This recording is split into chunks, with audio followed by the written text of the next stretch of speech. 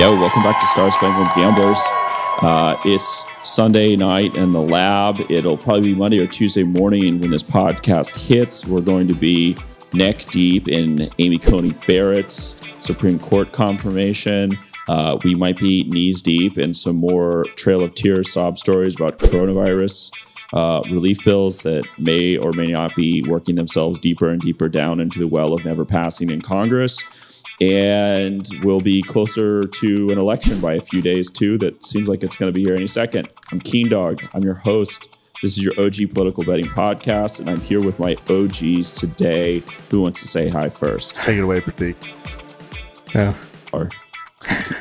Pratik, now you have to be really Zoltar loud and like you blow down the door after that embarrassing silence. It's a little too late for that here. Okay. Well, with that type of humility, you might need to pull the mic a little closer to your grill there, PJ. Zoltar, where are you? What it is, what it was, what it will be. For those of you that have listened to this podcast to the end, Zoltar always asks you not to eat pot cookies, and it's the end of the weekend, so I guess I should ask, did you eat pot cookies? Oh, yes, I had a very bad experience with pot cookies. When was that? This was about 5 years ago. I went home for Christmas, and my brother gave me a big, giant Santa Claus pot cookie. And I think he gave me one like the day before. I took it and I felt nothing. So this one was like a huge one. And I went to the movie theater. I ate the cookie. What movie did you see? God, what was the one? It's that one. All right, whatever. Anyway, it's like a creepy horror movie type of thing. Yeah. So I'm watching it, the credits start. I'm like, oh wow, like this is more than just like a marijuana situation. This is like I'm getting visuals with the credits. And then I just started like stretching my back and like I felt like I was sinking into my seat, and I just kept getting like crazier and crazier in my head. And I got to the point where I was like, I can't function. Like if like someone talks to me right now, like I'm barely holding on to my shit. And the thing that made me like almost go into like a panic attack was that it kept getting worse. And like we were just on like the first 5 minutes of the movie, I'm like, I'm officially tripping balls right now. Like this is just out of control. I ate what looked like a giant Santa Claus, and now I'm like, the ceiling is like melting. I'm like falling through my seat. I feel like the whole movie theater is staring at me. At this point, is this the point where you're like, I'm going to start doing a healthier thing with my recreation and just start betting on politics, just throwing like some $850 max outs? But am I around? right? They warn you about drugs, but they really don't warn you. Like I've heard about like heroin, crack, meth, but like they don't really put pot cookies into that category. That's interesting. I guess we are doing a lot of public service here. I mean, first and foremost, I think the biggest public service we do is give excellent advice on how not to be a cuck by betting on Predict It.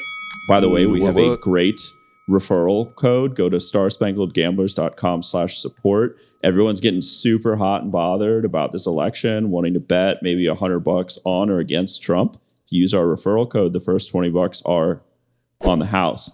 Actually, one of the boys, Ryan Fry, was DMing me on Twitter today, like, give me that referral code. I'm signing up my boys. So don't forget, if your boys are getting into the game, we got a code to get them some free money at starspangledgamblers.com/support. Also, damn proud to be warning youth against pot cookies. Pratik, did you eat any pot cookies this weekend, or do you think that this Senate Judiciary Committee hearing is going to be a repeat of the overdose psycho insanity trip of the Brett Kavanaugh hearings 2 years ago? No on both. No pot cookies? No. And do you think it's going to be a mellow hearing, or do you think the pot cookies would make it more mellow? Well, I think if the Kavanaugh hearing is what we're comparing it to, I expect it to be far less drama than that. Yeah, agreed. My expectation is that Coney Barrett's going to perform well. I think that people are underestimating just how intelligent, how well prepared she'll be, how she'll be prepared for any question coming her way. So in the absence of any personal foibles, and I don't think there will be any, I'm not expecting too much drama. Also, the questions aren't that hard that they give. You know, you just keep saying, well, unless the case is in front of me, I haven't made an opinion on that yet. Yeah, I think if there's room for drama here, it's going to come from the senators themselves, in all likelihood, maybe getting coronavirus or having some kind of a shock poll showing one or more of these Republicans really in trouble electorally, but that's about all that I'm hold on, but so before the show we were talking about our friend Lindsey Graham. do we think he has the coronavirus? Like, do you think that the reason why he's not taking another coronavirus test is because he wants to chair this hearing? Well, what's the background on that? He took a test and it was negative or positive, or what was going on? So he took one maybe a week ago, maybe a little bit longer, and it came out negative. But people are basically saying he should take another one before the. Why did they want him to take it in the first place? I guess the idea would be that he wouldn't be in any position to chair the hearing if he's positive. Yeah. So I started looking at this because I still have some money in this market. I think as of the last time I checked, this was like an 80-20, 85-25 that Amy Coney Barrett gets through by the election. But it doesn't make a difference. The Senate, I know that the Democratic senators are like threatening to do a walkout or some nonviolent sit-in or something like that. But there are enough Republicans, even if you subtract out Mike Lee and Thom Tillis, who have the coronavirus right now, they've got enough for a quorum. So Lindsey Graham doesn't really need to be there. But I mean, I understand if your name's on the door, you know, you kind of want to be there on the big day. Right. And then don't forget that there's a lot of pressure because of the election. So the Democrats don't want to come off as crazy assholes, kind of like they did with Kavanaugh. So I think they're going to dodge the whole Catholic thing and just kind of go right into you're packing the court, and this is not how it should be done. We should wait to the election and then maybe go with some Roe versus Wade. But otherwise, I don't think they're going to get into the boofing or devil's triangle or, you know, Catholics can't be judges, because that's kind of a silly argument. It would just lose them votes in the election. Well, but Pratik, you're still holding two positions. You're holding two bets on this that are sort of against the trend. The last time I spoke to you, you were holding a number of bets against Amy Coney Barrett making it through. And you were also holding a short on Lindsey Graham for Senate, which is very much in the money right now. I think you took out that short at like 20 cents and now it's up into the 30s. So one, like, are you still hoping to maximize on thing like the proverbial shit hitting the slightly less than proverbial fan? And two, like, are you holding that bet against Lindsey Graham? Well, okay, so to be clear on what I had basically yes bets, very cheap on Amy Coney Barrett getting 53 and 54 votes. Yeah. And I sold those off today. I also had no bets on her on 51, which I also sold off. Shit, so I got that too. Yeah, so I'm totally out of the vote market. And then in terms of Graham, I have been buying back in on that market. I'm shorting Graham. And I don't know if you guys saw Harrison. You're talking about the election, the Graham election? Exactly, yeah. If I remember correctly, today it came out, or maybe yesterday, that Harrison raised like $53 million recently, which is well over what Beto O'Rourke I have a feeling that was like one big Bloomberg check. Well, whatever it is, I mean, I think that the markets are underpriced even now. I mean, do you think there's a point of diminishing returns? Like, once you spent $50 million on ads, like, does an extra $1 million on ads really make a difference? Well, I mean, he's definitely had the effect of, like, if you combine liberal people hating Lindsey Graham, also hating Donald Trump, also, like, I think in the modern climate, if you put, I think just like a minority candidate is always going to draw more money from like the money side of the Democratic Party right now. He's been just like a gravity bomb, just like sucking wallets out of people's pockets, like from coast to coast. It's truly special what he's been able to do. But I think you're right. Like it's South Carolina. Like, how much media can you buy in that state? Yeah, I don't know all the mechanics of this, but I guess what I'm watching is, if the polls remain close, if it's basically a competitive race, I do think, I mean, correct me if I'm wrong, but there's no upper limit on what you can spend in terms of getting out the vote and a turnout machine. And that's I wonder too. But there's only so many people you can pay to do that for you too. Especially during Corona. Yeah, so look, I mean, I think that's one thing. The other question I have is, if we're really looking at a landslide wipeout scenario in the Trump versus Biden election, and it looks like the South Carolina Senate race is close.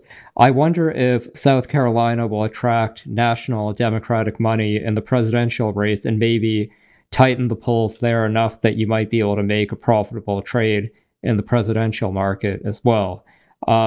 I'm currently not in the presidential market there, but it's something to watch. But I continue to believe that in the 30s, shorting Graham remains the right play here. Well, it's so weird though, because it's like the polls and like everything, just like looking out the window and observing the world and not being either really dumb or really smart, but named Zoltar. Like to me, it's like so obvious that this is going to be a landslide election, and it has been for a really long time.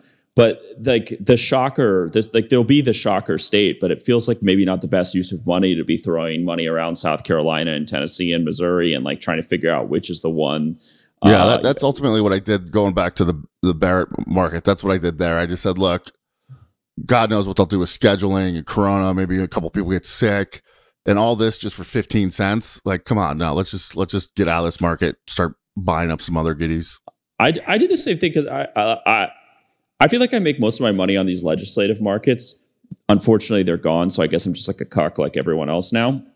But the thing about these, like, Congress can change so quickly. Like, the dumbest thing can just change everything. So I saw this weekend that my yes vote on a confirmation before the election went from 65 to 84, and I was 64 to 84. I was like, that's easy. Like, I don't want to play in this little kiddie pool anymore. You just don't know what's going to happen. That's one way we're having like a legal background kind of hurts, because I'll look at what the law is and think, okay, they're going to stay within that box. And then someone like Ted Cruz will just do a filibuster that makes no sense and no one's ever done before, because he wants to pretend that he's trying to stall a bill or what's his name? Yeah. Rand Paul's son when he held up the oh my God. Even Kavanaugh. I looked it up and I was like, no, there's nothing they can do. And the next thing you know, a high school friend comes out and says that he touched my butt at a party, and then the whole thing gets postponed a couple of weeks. So I don't touch it. It's not worth the 15 cents for me. So we got some mailbag on South Carolina Senate, both of which are, well, okay, we have two skeptical ones and then one a little bit different. So from Brendan Murphy, he says, what do you think about Graham in South Carolina? I acknowledge Harrison has a shot, but would have Graham at 90%. Markets have him at 65%. The best money of the summer has been Republicans in Senate races. Another one on a similar note by David, money doesn't buy elections in some places. You could give the guy, Jaime Harrison, $1 trillion and he won't win South Carolina. Yeah, that's true. Don't forget how much Hillary outspent Trump. Yeah, but then we got, and I'll leave the person anonymous, but he said, I spoke to some people close to him being Graham. They're worried. So it's their job to be worried. Yeah. What do you think of the? What do you think of the argument though that South Carolina just structurally is a place where a Democrat can't beat Graham? I don't believe in that argument ever. That's my response. There's always that thing that's coming. There's always the thing that you didn't Regions see, are always or the shifting, candidate. and demographics are always like subtly changing over time. Before next thing you know, California is like completely liberal.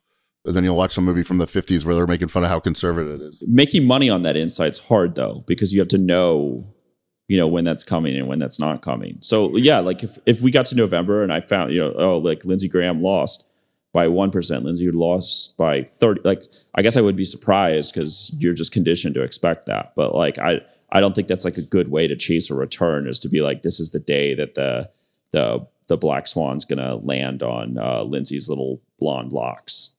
Yeah, so that's just my philosophy.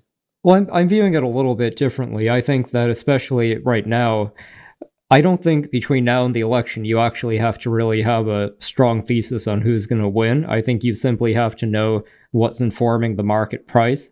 And I guess I've seen enough evidence, and I think this is also happening in Texas, where even among good traders, there are certain stereotypes about these places that are distorting or maybe limiting people's beliefs in how likely a Democrat actually is to win.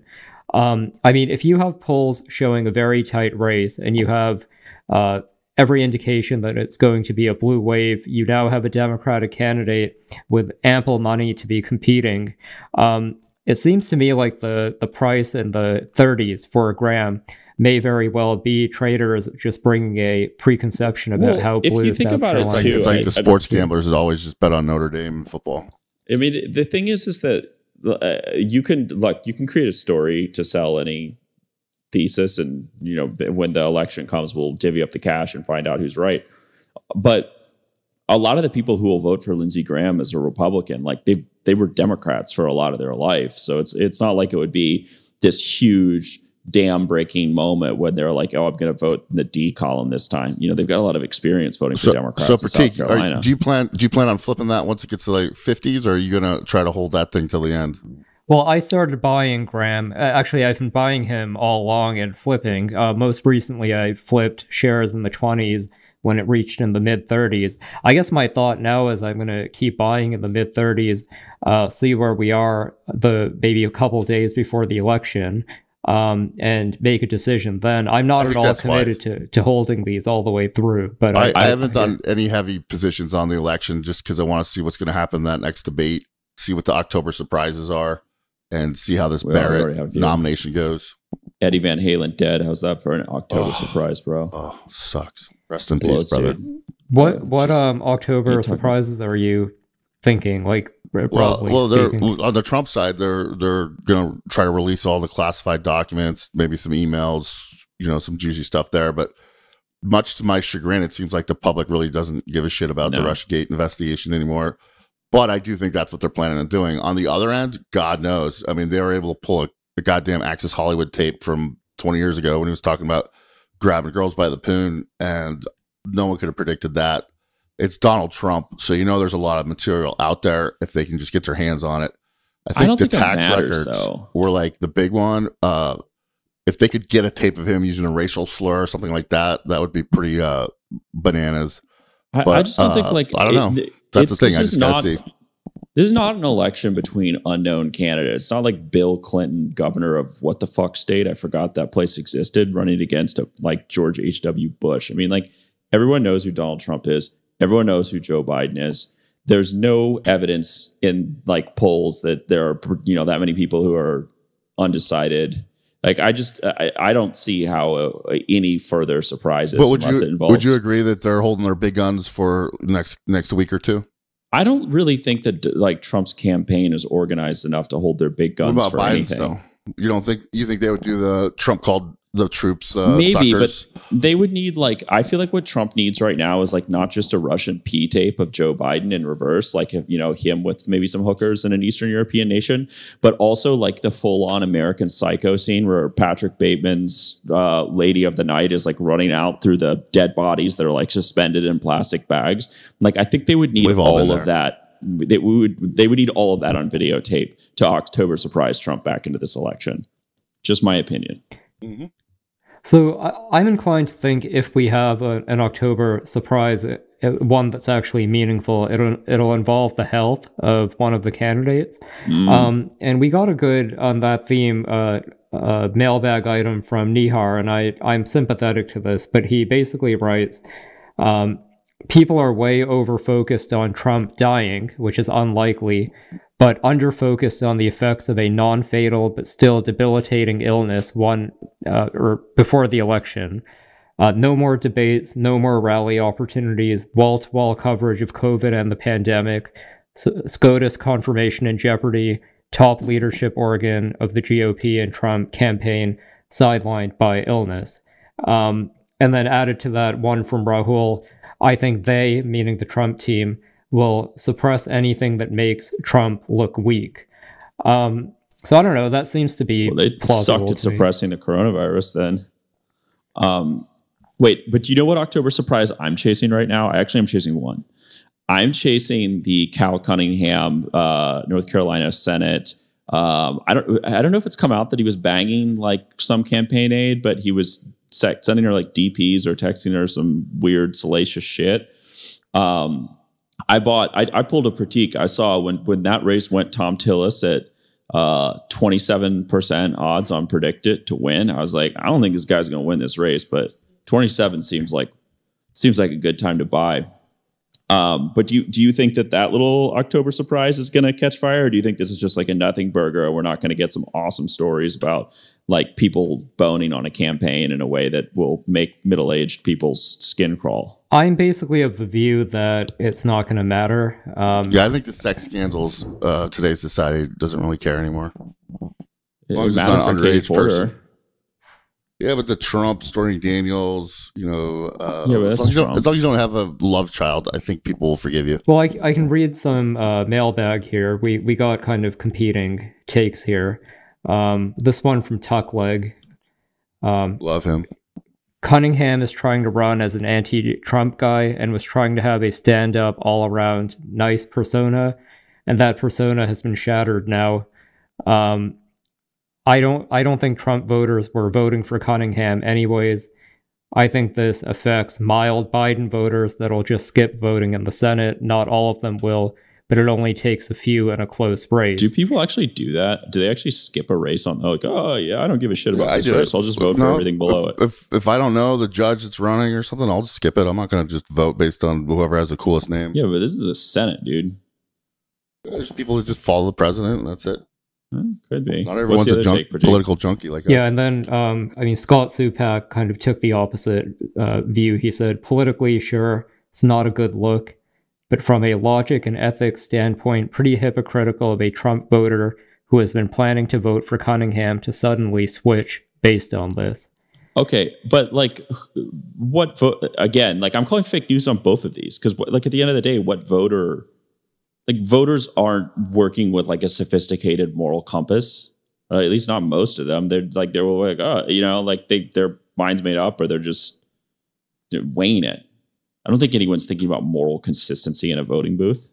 I'm inclined to agree with Zoltar. I think that a affair or sex scandal has to reach a certain threshold before it matters. I mean, maybe the one exception is if you really have a certain image, like maybe a Mitt Romney or something. I don't think he has a lot. What about how Biden scooted on his slipping the digit on that one lady charges? That was basically nothing burger. Well, I would say these are different. I mean, the question was whether or not it even happened. Here, I think what we know now is there, in fact, was an affair.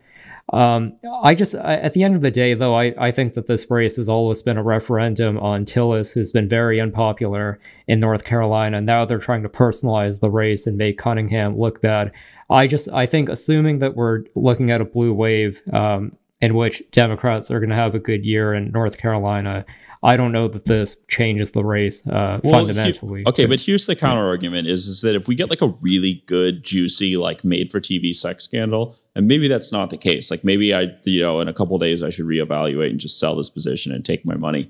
But if we get like a good one, Jersey Shore, Outer Banks or something like that, every day of news is just going to be like a new text message or a new like awkward photo that someone posted on Facebook. And it's like, oh my God. What if that's October surprise? What if there's some Epstein stuff coming down the pipe? Like what if why is his arm around her like that? Like oh my God, what you sent what text message? Like, oh, there's an Anthony Weiner bulge here. Like there's the possibility for all of this stuff. And if maybe by the end of the week I don't see some of this stuff coming out, I'll sell this position. But if the conversation is only about like where his dick was when it was there and who saw it, like I'm holding this one until the end. But if we don't get into that snowballing sex scandal situation, I think you're right. Just sell the position because it's going to be an election and about the same thing that every other election about, which is Trump. Yeah, I say for now, buy Cunningham, maybe reassess later. But I think traders are panicking too much. They love to do that. That's one of their favorite activities. Yeah, dude, they love a breaking news story scandal. Wait, panic. So let's backpedal for a second, boys, before we get done with this. So we started talking about Amy Coney Barrett getting confirmed. This is already happening if you're listening to this podcast, because we're actually teleporting this feed into the future. But do we want to say that she's going to be confirmed before the election? Are any of us still betting on this? I think she will, but I bailed because I just think there's better markets out there to put your money in. PJ, are you still betting this?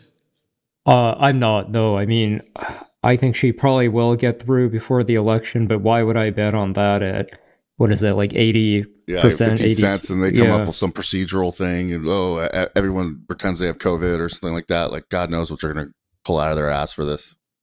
Yeah, that might be the case. I don't know. Yeah, so I'm out. Took my profit and left. Some of you out there. I think I made like $3 on that when I left too. Oh, that's good. That's good. You know, count the wins. Big day for Zoltar. I'm still holding though. I'm still holding some yeses on lame duck confirmation because, like, you know, that like I just want that thing to happen. There's always that rush. thing that happens. Chase that rush, buddy. And when that thing happens, I would like to make like 10 or 15. You know what? If you always bet on the clusterfuck scenario in politics, you will have a lot of surprise wins. And you'll have some losses too. I do think Pratik's right. I think that like with ACB, people are not anticipating her being like really good and competent and likable. And in our last podcast, I said, I think the exact metaphor was the Democrats are on defense. I think they're just going to let her into the end zone. I don't think it's going to be particularly contentious, but I don't like Pratik. When you say you're betting on, we need to like get real deep into this soon, but not tonight. Who from the Democratic side is going to vote for her? Like, I feel like you're presupposing when you have some of those bets at 53, 54, that you're going to see someone cross over from the other side of the aisle. And I thoroughly don't think that's going to happen. Well, that's why I sold. I mean, my plan was simply to wait for the eve of the hearings. And just because I figured that, you know, things wouldn't go any worse than they've been. But at this point, I sold those off. I made a profit, and I think it's not worth playing that anymore. Yeah, like Joe Manchin is not riding in on his purple-colored horse this time around. Like, this is all like procedural election turnout shit. But those Dems, they can get creative with their ways of screwing up something, keeping it from happening. Well, that's one of the first responsibilities of Congress is to get creative in how it messes things up. So I think 0 Democratic votes is just a certainty. If you were to, I mean, I would say maybe it's marginal. It's more likely that she won't actually get. Republicans are the ones that like to flip sides. Yeah, exactly. But again, I'm not ready to bet on that either. I haven't seen any. Wait, you're not ready to bet on what that she would do? No, I was saying that I think it's more likely that a Republican vote will bail than a Democrat will come on board. But I haven't really seen any indication that that's going to happen either. All right. Well, so this market, which could have been really exciting, is unfortunately going to be really boring because maybe Trump has nominated someone who's good. We'll see what happens the next couple of days.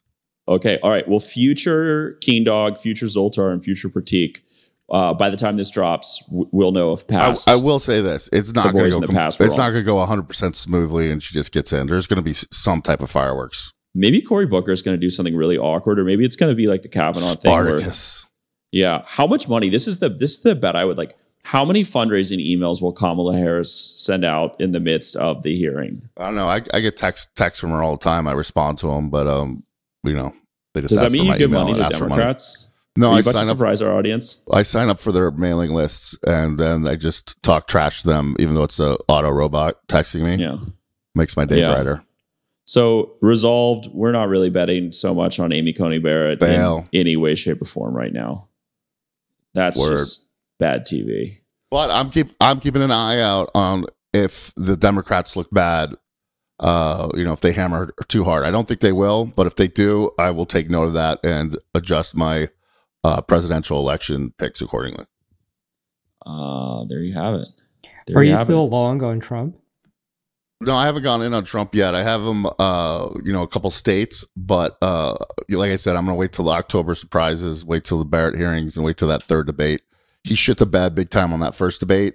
Second debate got canceled.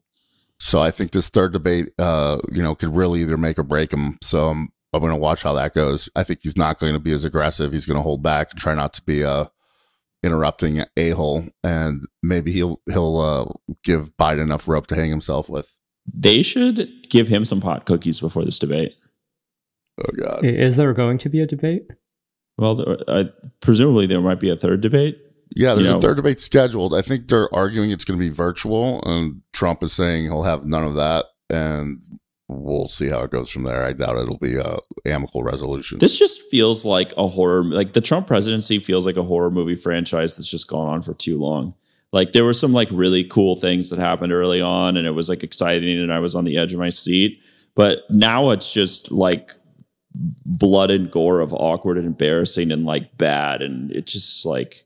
Just needs to end, man. Like, I don't understand what's left to happen in this presidency. He's literally just self-immolating at this point. Well, there is a new market we could, maybe Zoltar, you want to tackle this one, whether or not Trump will win at, or will be winning at 6 a.m. on November 4th. That one is an interesting one. I've gone through some of the states, and you got to look at each state has their own rules as far as when they accept ballots, when they start counting, things like that.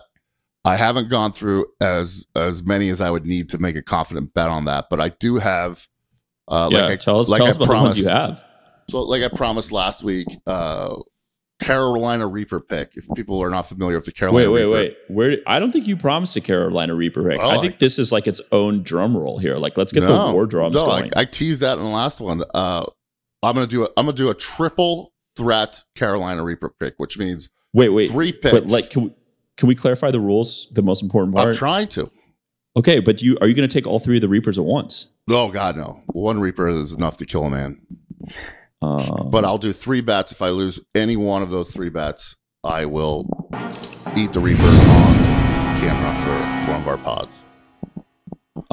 Wait, can you tell people what a Carolina Reaper is, though? Carolina Reaper is, if you go on Google, type in what is the hottest hot pepper in the world. These barbecue people have studied it, and they have Riger scale scores. Anyway, hands down, #1 hottest pepper that you can put in your mouth is known as the Carolina Reaper. And there's videos you can look online of other people trying to eat it. They all start out giggling, haha, this is funny, let's see how hot it is. Oh, it actually smells good. And it ends with them like shitting their pants in tears, screaming for a carton of milk because their face is melting off. It's basically more genetically perfect as a spicy food than like Arnold Schwarzenegger was as an action hero. It's like beyond in the 80s. Spicy. It's like I might have a seizure on camera. So wait, this is actually a true story. I'm legitimately nervous about this. I met Zoltar 2 years ago over a Carolina Reaper challenge. He just like DM'd me on some platform and he was like, hey, I read your blog. I think at that time he was probably the only person who did. And he was just like, I'll eat I'm going to make a bet. I don't know why. You were just talking about how you eat Carolina Reaper about some shit. That was when I started out. I had like my 22-0 streak. So I was pretty high on myself. And I just said, I'd never lose. I'm so confident in these picks. I'll eat a Carolina Reaper if I lose them. So I asked, I was like, first of all, who the fuck are you? Second of all, what the fuck is a Carolina Reaper? And you sent me this video, and like it was exactly what you described. They like ate some pepper and their Lululemon stuff on. They were probably in North Carolina. They probably one of these states was That's right. On. And then at the end of the video, the mom's got an asthma inhaler. And she's taking one of the girls out and putting water, calling her mom to tell her to come get her. It was a great way to meet you. The best part was, the mom got involved at some point. She's like, okay, enough of this stupid blog. I got to get involved. Let's get the asthma inhaler in this lady's mouth because she looks like she's having a seizure. So anyway, you've bet to do that 3 times. I've hit all of them. I'm still undefeated on my Reaper picks. And I'm going to give 2 of the trifecta tonight, and I'll give the 3rd one on the next one. And just as a little tease, the 3rd one is also a bet against the legend Domer. He's not going to eat the Reaper if he loses, though. Just Zoltar. No one ever accused you of having anything other than just like brass balls swinging around when you bet. Sometimes I don't think you're. Sometimes I think you bet with those more than your brain, but that's why we love to play with you. Financially, yes, but so far physically, I've only picked winners on the Reaper picks. So all right, well then let's give me some winners, dude. All right, the first one's easy. This is just free money. It was an underdog when I was talking about it 2 weeks ago, but looks like the public's kind of figured it out. That is, when will Florida announce the winner of the election? Very simple bet. The only way this one loses if it's in like 1% and they call a recount. But basically, Florida is one of the few states that counts all the mail-in ballots as they come in. So ballots that were sent in 2 weeks ago that they counted 2 weeks ago. They also have a law. I'm not sure what the exact statute is. I can send you the citation. You can post it if you want. But the law requires Florida to submit the mail-in ballot count that they have at that time, like by 7 o'clock on election night. So pretty much all of the mail-in ballots that they received up until like the election day. They're going to submit that by 7 o'clock. I also found this legal article where it had a map of the 2016 election and when the ballots were reported. They're all 98% of the ballots reported by 10 p.m. Same with the primary 2018. I'll give you the chart if you want to post it right now on the video. Here it is. But if you look at that chart, you can see it's a no-brainer. They get in all the votes by basically 90% of the votes are in by 9 o'clock. The remaining 8% are in by 10. And Florida law requires them to have it all submitted in the day of the election. It's going to be a no-brainer. Florida's also been doing mail-in ballots for a while. It's nothing going to be that hard. They got computers that count them up. So it's not like these other states where Democrats just decided that because it benefits them politically, that a state's going to have to invent a mail-in system and establish it and run it for the first time in this election.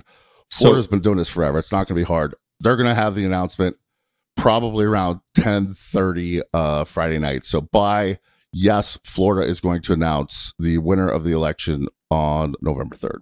Are you ready for this, Zoltar? Talk to me. Are you familiar with West's FSA 101.68? That's probably the Florida statute that I was referring to. That is your statute. Signature verification can begin 22 days before Election Day.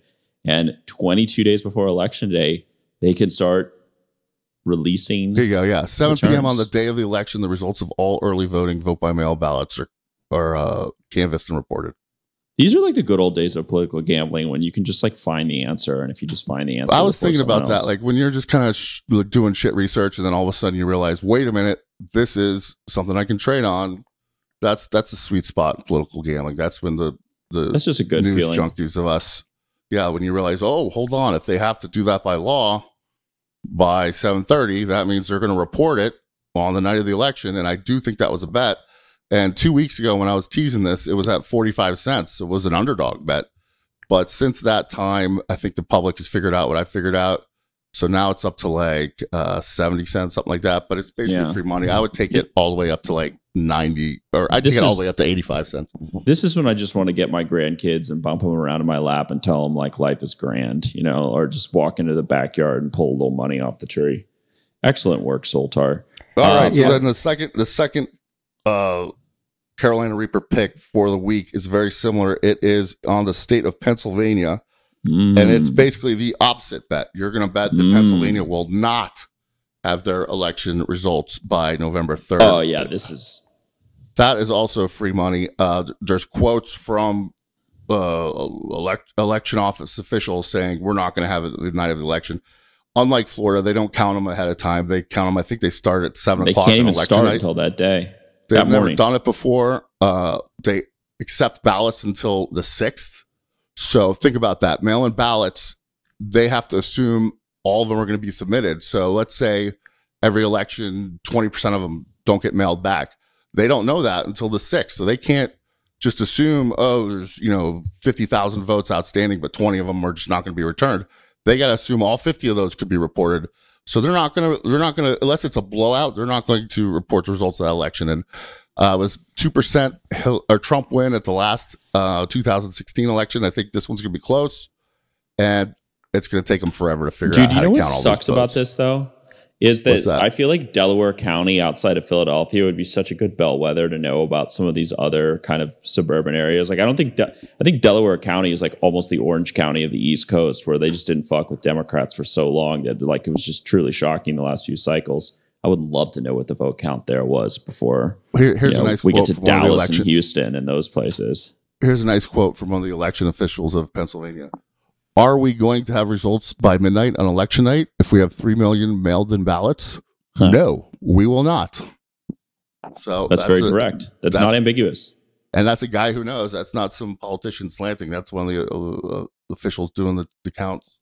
If you believe, though, that Biden's going to win comfortably, do you recommend buying yes there until the election? Or I still think it's definitely not as strong a bet, but I still think it wins in that scenario. I don't think just because they're still taking votes all the way up to the 6th, there's going to be so many mail-in ballots. They'd have to just assume that all the mail-in ballots are going to be Dems, and it could happen. But I think it's I think they're still going to be counting. They've never done this before. It's going to be a shit show for them. There's going to be a couple states that have no idea what they're doing. Aren't we basically looking at an election where Republicans are going to vote at the polls and Democrats are going to vote by mail? Like, isn't that kind of what the data says? Is that absolutely? And then they're all going to sue each other as well. No, so, I think Biden's going to win by so much that it's not even going to be worth anyone's time.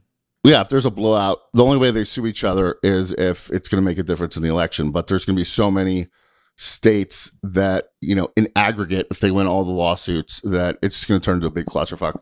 I don't think it's going to happen. The market reflects that too. It used to be a big favorite that the election wouldn't be called on November 3rd, and that market's just been crashing as these god awful napalm death polls keep coming back. Even if Trump gets blown out, I do think he's going to still start with some lawsuits, and then once he realizes, even if I win these lawsuits, it's not going to make a difference. That's when he'll just dismiss the illegal proceedings. Isn't? But I don't think he's gonna save that spot just in case. So he's gonna file those lawsuits right away. And by the way, I looked up all the things you can sue about for mail-in ballots. It's ridiculous. Like, does the signature match? How the hell do you know if the signature matches? Like, what's standard? Ask Kanye about that. Naked ballots. Is the form filled out completely? What's the true intent of the voters? There's teams of lawyers they've already hired that are just coming up with a million creative ways. It's all about. Is Democrats sponsoring them again? Yeah, Democrats want to count as many of the mail-in votes as possible, and Republicans want to shut down as many as possible. And they're going to fight that legal battle the entire time, especially if Trump does have a lead and that red mirage thing happens. Trump is going to try to hold on to that lead by filing a bunch of lawsuits. And I think Pennsylvania is one of those states. It's going to be ground zero for that. Well, the other market to bet on that is the one on whether or not either candidate will concede the election. Yeah, but that one is kind of farther down. That one's like 2 weeks past the election. Wait, so where are you on that, PJ? So I think there will be a concession very quickly, in large part because I think there are two things at play here. Number one, I think that Biden's going to win by a healthy margin. But the other thing is I absolutely expect that Trump will immediately talk about voter fraud, whatever. But you have to realize, too, that once Trump loses the election, Republicans are not going to be lockstep behind him anymore. They're not going to simp for him anymore. Yeah. I think that I strongly believe there will be a concession. All right, here's my gem. This is a free Zoltar pick. This is not a Carolina Reaper, but it's a Zoltar Lotto. This is just a jalapeno. This is an extra side of jalapenos at Chili's. I'll you know what I'll do? I'll put a Pez and a Coke and spray it in my face if I lose this one. I fucking hope you lose this one because that would be awesome to film. But this one is a rule cuck market because if you look at the rules, it says the person has to clearly, unambiguously, and without any caveats concede. I foresee Trump saying, well, I lost, but if it wasn't for the cheating, if it wasn't for this, I wouldn't have lost. That will create a rule cuck debate on the forums. People will say, does that count as an unambiguous I like concession? this. So what I'm going to do, and I was going to keep this close to my chest, but since we're on topic, why not? What I'm going to do is as soon as a winner is declared, if that price shoots down, I'm going to try to buy up a bunch of lottos, hoping for the Rule Cook Panther to make it. Because you know what's going to happen. You know that, like, Trump, this is what he always does. When he has to give a public appearance, and we made a lot of money betting this way over the last 4 years on this blog. I guess this blog's only 2 years old, so for the last 2 years we made a lot of money. His like written public appearances are always like very buttoned down, and then he goes and says some psychotic shit afterwards. So this is a great bet. Because he's going to say exactly that. He's going to give like a speech, like say the right things, and then he's going to tweet. If you looked at the Democrat war games that got leaked, the election transition project, something like that, they full on say if Trump wins that Biden isn't going to concede, he's going to there's like a whole bunch of tactics. I mean, we'll see about that. Well, that's what their official game plan was. They said, even that's the staff's official game plan. Well, it's still a plausible scenario. Who knows what's going to happen? Oh, my thought on all of these markets related to when they'll be called, concession, all that. I'd say between now and November, buy all of them happening, and then basically, I do think they'll concede. Don't get me wrong. The question is if he'll have a caveat. And I think Biden, according to the war games, Biden's going to say that there was voter suppression and interference and all that. So he'll concede, but he'll throw that little thing, that little zinger at the end, which will be enough for a rule cuck debate. And Trump will do the same thing, except he'll say, mail-in ballots are a fraud. Okay, so wait, I guess what we're saying here is on the concession market, assuming we think that Biden's on track for a comfortable win, buy that, maybe sell it off like late on election night when the results are in, and then I say buy it as soon as the announcement. As soon as they say Biden is projected the winner, his price tanks. That's when I'm going to buy that Trump is not going to concede. Okay, so my intuition here was sell it once the markets react to the fact that Biden's on track for a win. It sounds like you were saying hold it right up till the networks call it and then sell. No, don't. I'm saying don't buy. When they say Biden's a projected, or let's say Trump pulls off a miracle, Trump's a projected winner. I'm going to, as soon as that announcement's made, I'm going to announce that Biden is not conceding. I'm going to buy him up because I think they're going to drop as soon as the winner's declared. People are going to say, oh, well, then the other guy's got to concede. But I don't think the language of that rule will it could cause some troubles, especially it has to be a public, unambiguous with no caveats. I don't think that could turn into one of those markets that swings every 30 seconds. Yeah, remember the Trump testify, and then it was just he had to confirm it publicly, so everyone knew he gave written testimony, but no Trump administrator would just out loud say that he did. So it's this weird limbo of like, well, we all know it's true. We're just waiting for someone to say it. I think the same thing's going to happen here. We all know that, Trump conceded the election because he's out of the White House, but has he ever said it publicly in an unambiguous way? And I think, people are going to go nuts looking for an example of that. And all they're going to find is examples of him saying, well, the Dems cheated me just like they did with Russiagate. They had mail-in ballots and harvesting, and we're going to investigate. I'm sure they've already found a couple of examples of it happening. He'll cite those, and I'm sure they'll find some more. There's no way has he ever in his life admitted just a clean loss? Like, no. So I think this is really interesting, and I kind of am tempted to follow you, but Pratik, I still don't understand what you're doing, and usually what you're doing is like a step ahead of a step of the market. So can you pitch me? Could you please enrich our audiences and pull our bag of gold? What the hell are you doing? Way. Is there a way to do it better than what I was talking about? Okay, so the way I'm thinking about this right now, buy that there will be a concession. And my calculation here is as we get closer to the election, the markets will come to terms with the fact that Biden is on track for not only a victory, but a heavy victory. Keep holding on election night. And as the returns come in, as the swing states begin to go for Biden, my expectation would be that the odds of a concession go up. Once it reaches a certain point, and I don't know what that level is, maybe it's 80, 85, whatever, just sell it off. And I think at that point, depending on how high the market gets on the yes, at that point, you can make a decision on whether or not to go for a rules cuck ruling. So I guess what Zoltar and I are saying, I think we're pretty close here. Yeah, you're just riding two waves. I'm just riding that one wave, but I like what you're saying. Is savage. I'll make money on both ways. This is a savage move. I think does the market say who has to concede, or just someone will concede, Biden or Trump? Yeah, only one of the two. It doesn't matter who. Okay, so you can just bet one of those two is going to concede. Okay, that does change it. Yeah, and I think the fact that more likely than not, it'll be on Trump to concede. I think absolutely do not hold this one and wait for it to go to 100. I agree very much with Zoltar. There could be some limbo and opportunity to make money. But I think for the time being, until election day, I would say buy it. Yeah, I think I'm going to go with that strategy. I like that idea. Maybe we can close this out with some bets that we'd like to see. You know what? Does the president usually attend the inauguration of his successor? I was going to say, I'd love to bet on whether Trump will show up for that. They gave dirty looks to Trump. That would be a good one. Pratik, I can't remember. Does the exiting president attend the inauguration?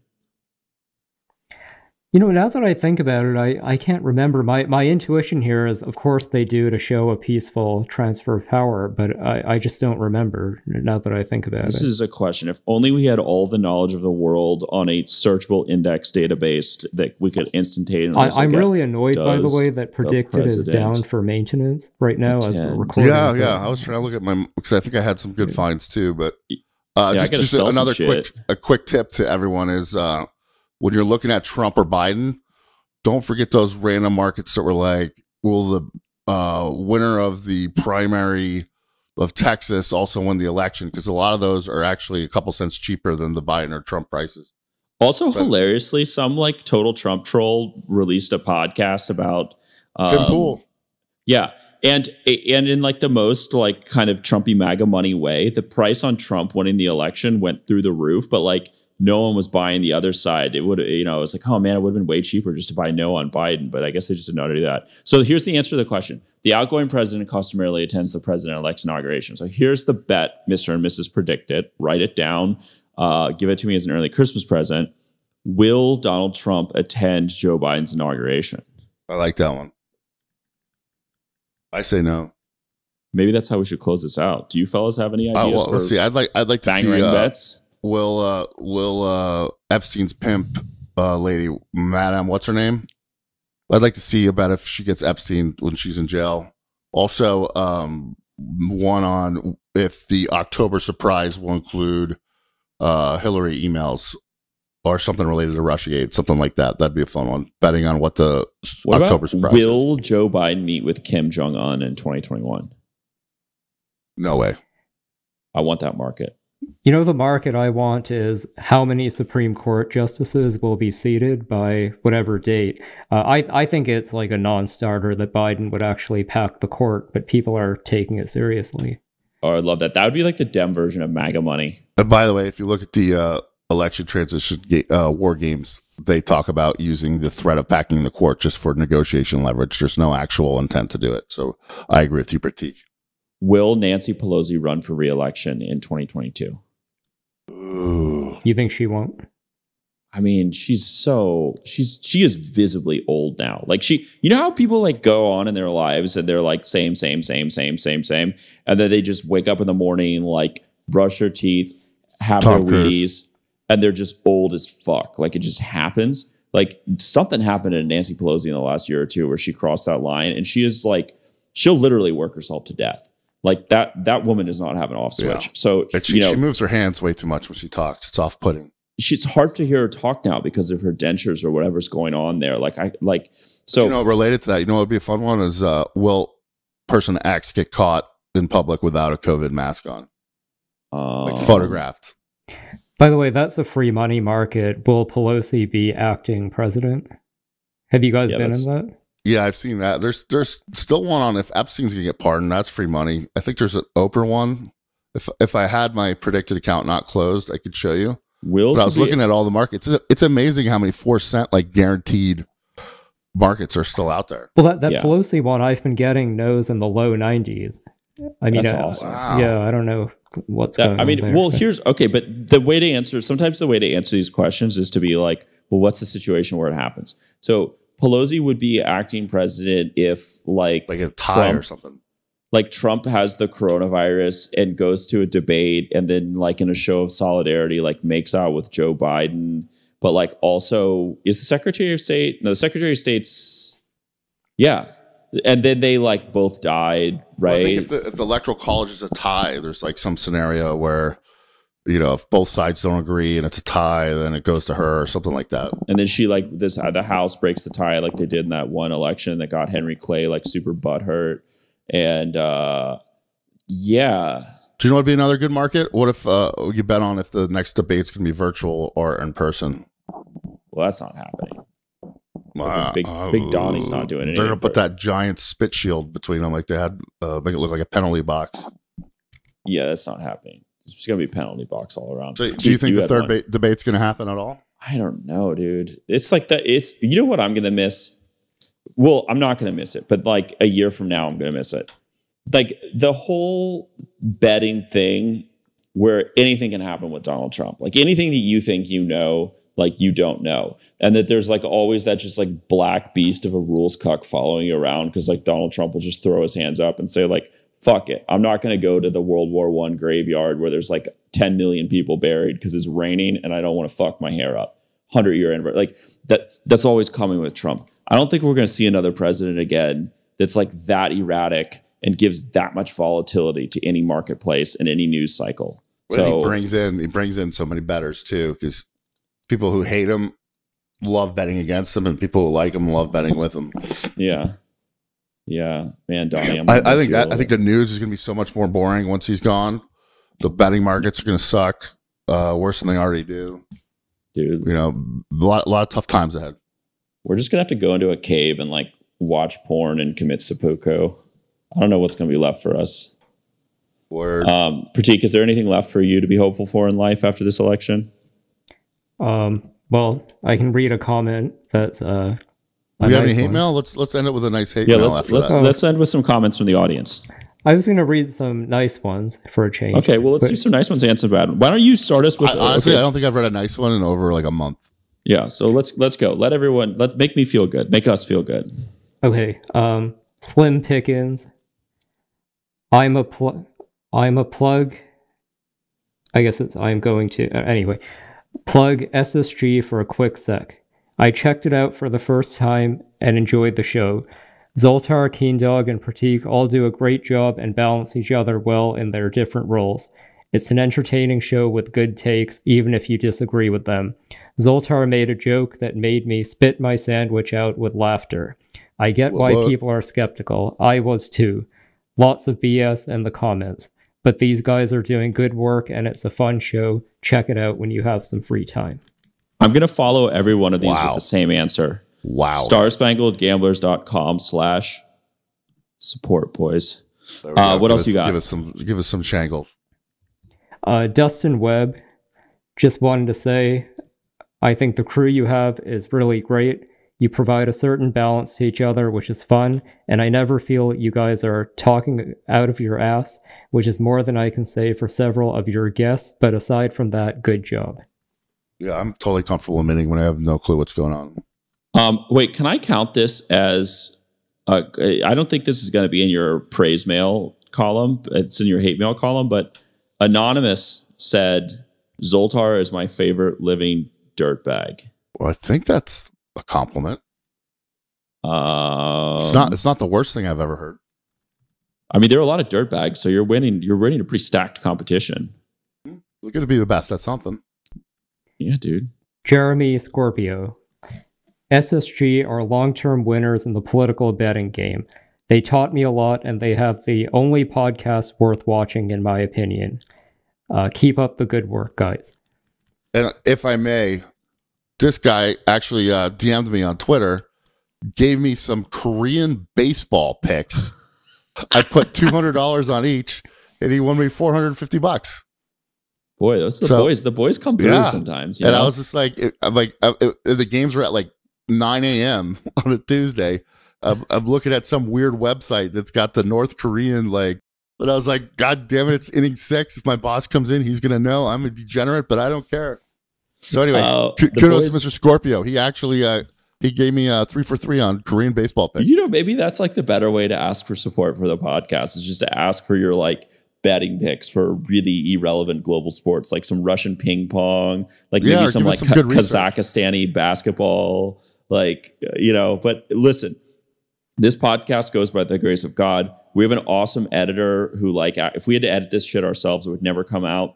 So we got this awesome editor named Rennie. So your contributions are basically just going straight to Rennie, who we love. And so if you want more content and more podcasts, we love hearing. Kind of rancid after a month, so I have to replace them at $10 a pop. Well, that's right. Those beards don't come cheap. So www.starspangledgamblers.com/support.